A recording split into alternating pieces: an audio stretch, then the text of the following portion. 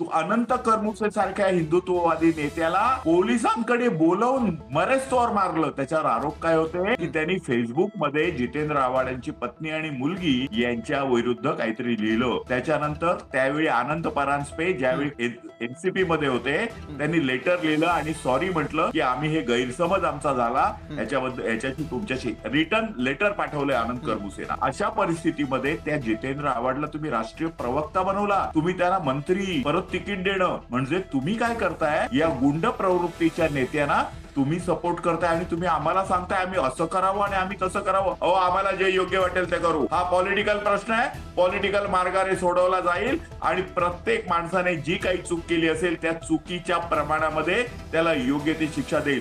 आता शिक्षा म्हणजे काय, मंत्रिमंडळातनं काढायचं ही शिक्षा असते का?